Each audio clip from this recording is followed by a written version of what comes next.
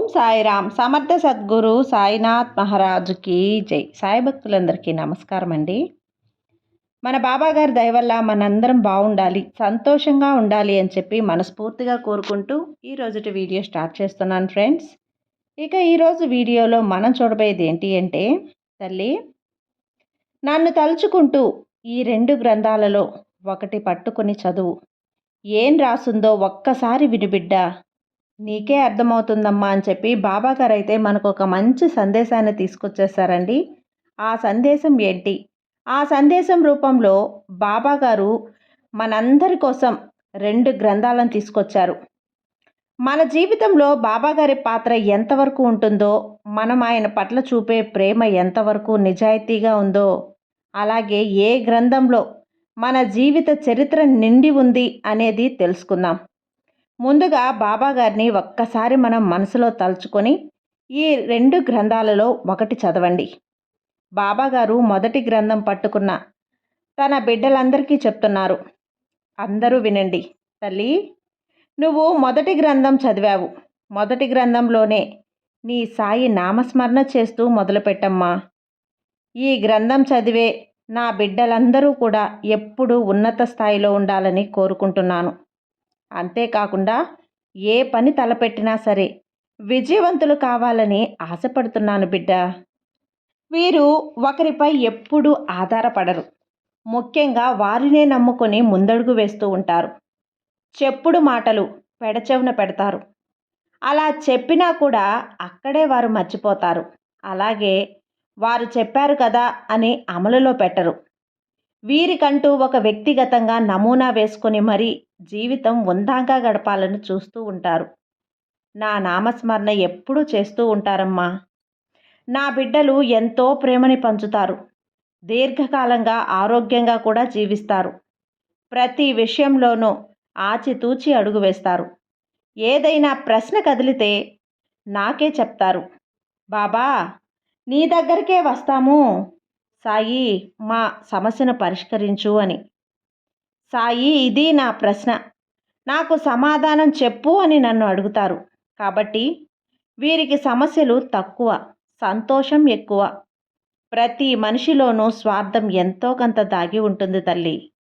అలాంటి స్వార్థం వీరిలో ఎప్పుడూ కూడా కనపడదు, కొద్దిగా కూడా ఉండదు.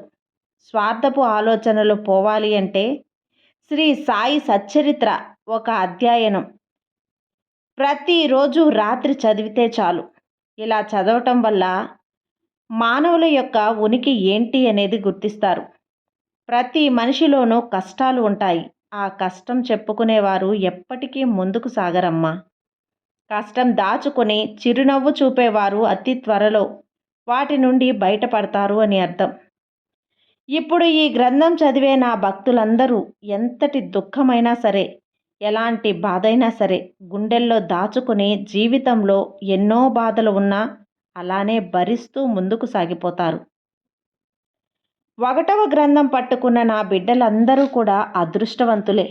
అతి త్వరలో అనుకున్న స్థాయికి మీరు చేరగలుగుతారు తల్లి. ఉద్యోగంలో అయినా సరే, వ్యాపారంలో అయినా సరే పై చెయ్యి నీదే అవుతుంది. ఇప్పటి పరిస్థితిని ఊహించకు. ఏ క్షణం ఏమైనా జరగవచ్చు. ఊహించని అద్భుతం నువ్వు పొందవచ్చు బిడ్డ. నువ్వు అనుకున్నది తప్పక నెరవేరే సమయం వచ్చింది. ఈరోజు రాత్రికి ఈ సాయి చెప్పినట్టు నా సచ్చరిత్ర గ్రంథాన్ని లేదా 1-2 అధ్యాయాలు పారాయణం చేసి పడుకో. నువ్వు తప్పక శుభవార్త వినగలుగుతావు. ఇక 2వ గ్రంథం పట్టుకున్న నా బిడ్డలకి జరగబోయే ప్రమాదం తుఫానులా రాబోతుందమ్మా. ఇలాంటి తుఫానులకు ఈ పకీరు ఎప్పుడూ భయపడడు. మీరు నన్ను నమ్ముకున్నారు కాబట్టి ఈ పిచ్చి పకీరు ఏం చేస్తారులే అనుకోవద్దు. ప్రమాదాలు ఎటువైపు నుండి అయినా రావచ్చు. కానీ మనం నిల్చున్న చోట చుట్టూ కంచె వేస్తే ఎలాంటి తుఫానైనా ఆగిపోవాల్సిందే. ఈ ప్రమాదాలకు, కష్టాలకు రక్షక కవచంలా తోడు నేను ఉన్నాను బిడ్డ. ఎంతటి ప్రమాదమైనా సరే నేను అడ్డుపడగలను. మీరు ప్రతి విషయంలోనూ ప్రతి అడుగడుగున ఆచితూచి ముందుకు సాగాలి. చివరకు నీకు గమ్యం నేనే చేరుస్తాను బిడ్డ.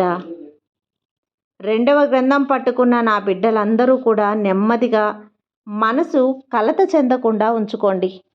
మీ ఇంట్లో సమస్యలు తాత్కాలికమవుతాయి. ఇప్పుడు రాబోయే ప్రమాదం అంటే ఏదైనా జరగవచ్చు, చిన్నది కానీ పెద్దది కానీ.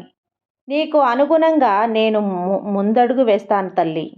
ఓపికతో ఉండు, భయపడకు, పిరిగివానిలా ఉండకు. ఎంతటి ప్రమాదమైనా సరే నా సాయినాథుడు నన్ను నా పక్కన ఉండగా ఏమీ చేయలేరు అని గుర్తించు. ఒకరోజు షిరిడీలో పెద్ద తుఫాను ప్రబలించింది. దానికి ఎంతో అనర్థం జరిగి తీరని నష్టం షిరిడీ ప్రజలకు జరిగింది.